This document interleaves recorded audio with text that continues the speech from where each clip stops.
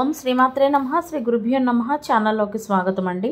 ఈరోజు 2025వ సంవత్సరం జనవరి మాసం 27వ తేదీ అనగా సోమవారం నాటి వృషభ రాశి వారి రాశి ఫలితాలను తెలుసుకునే ముందుగా పంచాంగం వివరాలను చూద్దాం.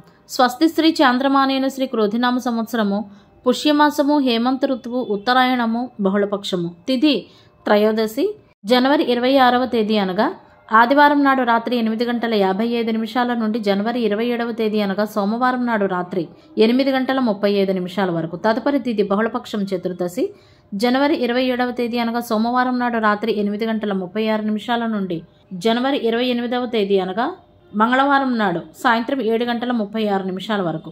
నక్షత్రం మూల జనవరి 26వ తేదీ అనగా ఆదివారం నాడు ఉదయం 8:26 నుండి జనవరి 27వ తేదీ అనగా సోమవారం నాడు ఉదయం 9:02 వరకు. తదుపరి నక్షత్రం పూర్వాషాఢ జనవరి 27వ తేదీ అనగా సోమవారం నాడు ఉదయం 9:02 నుండి జనవరి 28వ తేదీ అనగా మంగళవారం నాడు ఉదయం 8:58 వరకు. కరణం గరజి జనవరి 26వ తేదీ అనగా ఆదివారం నాడు రాత్రి 8:55 నుండి జనవరి 27వ తేదీ అనగా సోమవారం నాడు ఉదయం 8:50 వరకు.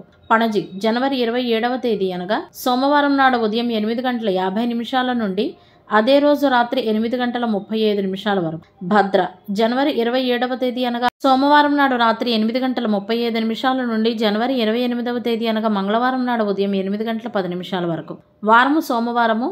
ఈ రోజు పూజలు మరియు వ్రతాలు ప్రదోష వ్రతము, మాస శివరాత్రి, సూర్యోదయము ఉదయం 6:52, సూర్యాస్తమయము సాయంత్రం 6:04. చంద్రోదయము జనవరి 27వ తేదీ అనగా సోమవారం నాడు తెల్లవారుజామున 4:53, చంద్రాస్తమయము అదే రోజు సాయంత్రం 4:01 రాహుకాలం ఉదయం 8:16 నుండి 9:40 వరకు. యమగంట కాలము ఉదయం 11:04 నుండి మధ్యాహ్నం 12:28 వరకు. గుళికా సమయము మధ్యాహ్నం 1:52 నుండి మధ్యాహ్నం 3:16 వరకు. దుర్ముహూర్తము మధ్యాహ్నం 12:51 నుండి 1:36 వరకు.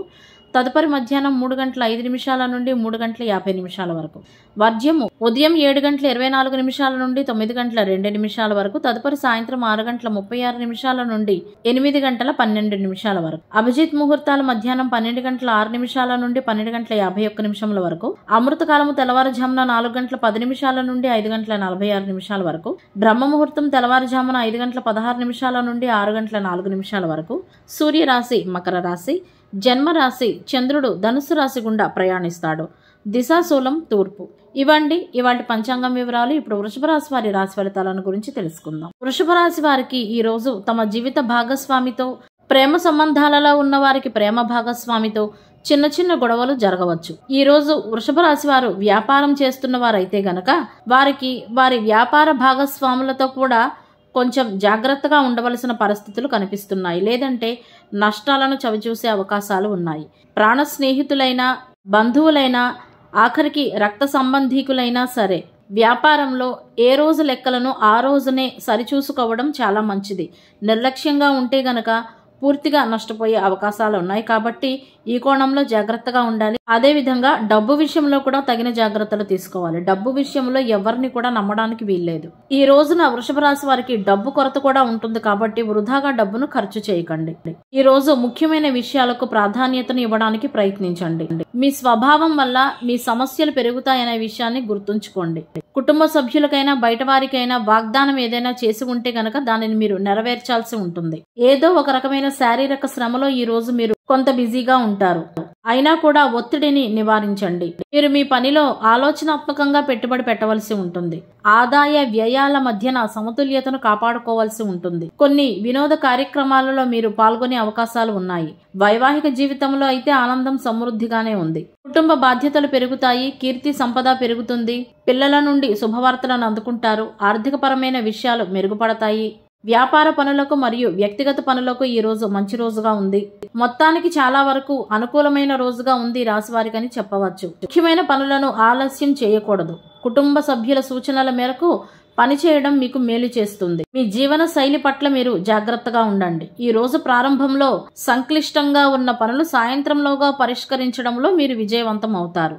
అయితే ఈ రోజు ఈ రాశివారు కుటుంబ వివాదాలకు దూరంగా ఉండాల్సి ఉంటుంది. మీకు దగ్గరగా ఉన్న వారి వలన మీరు ఈ రోజు బాధపడే అవకాశాలు ఉన్నాయి. కష్టపడి పనిచేయడం వలన అనుకూల ఫలితాలు రాకపోవడం వలన ఒత్తిడి మరియు నిరాశకు గురవుతారు. మనసు ఏదో ఒక విషయంలో ఈరోజు కలత చెందుతుంది. కొత్తగా ఏదైనా పనిని లేదా వ్యాపారాన్ని ప్రారంభించిన వారు ఉంటే కనుక ఈ సమయంలో తమ భాగస్వాములతో కొంచెం జాగ్రత్తగా ఉండాలి, లేదంటే నష్టాలను చవిచూస్తారు. కుటుంబంలో ఆనందం, శాంతి, ప్రేమ ఉంటాయి.